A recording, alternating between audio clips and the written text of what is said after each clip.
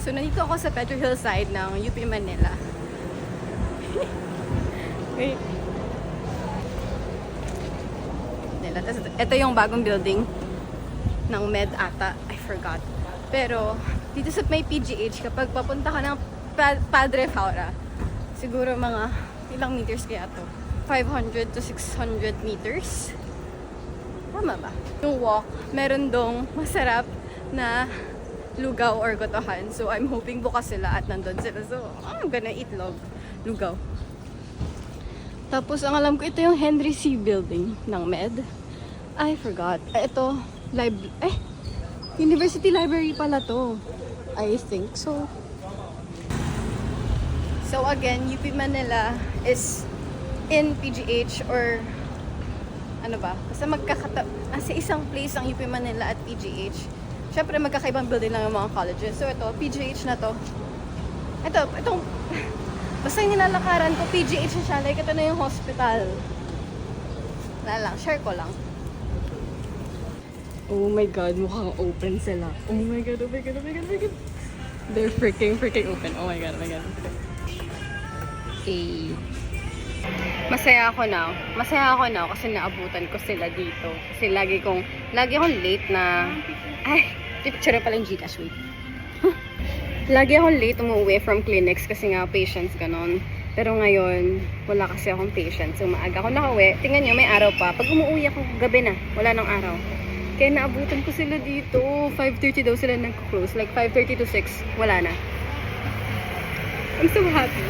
I'm so happy. I love lugaw. I love goto. Alam niyo, may surprise ako sa inyo kasi bumili din ako sa Lawson ng lugaw. So, 2 lugaw ko ngayon.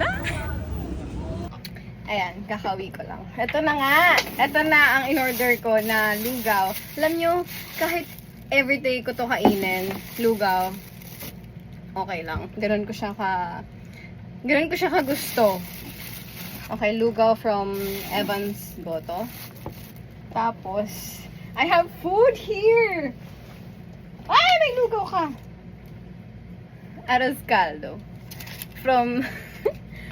Arroz caldo from Lawson. So, breakfast ko na lang to. Ito yung kakainin ko ngayon.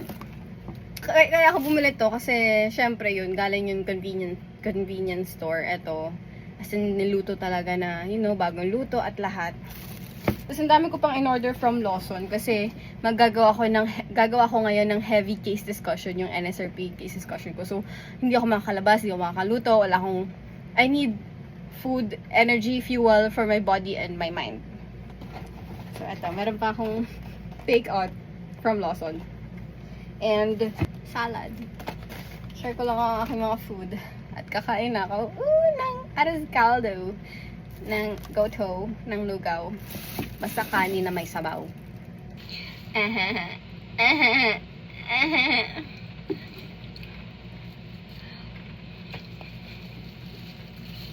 Pero dadagdagan ko siya ng kalamansi kasi kulang siya sa asin.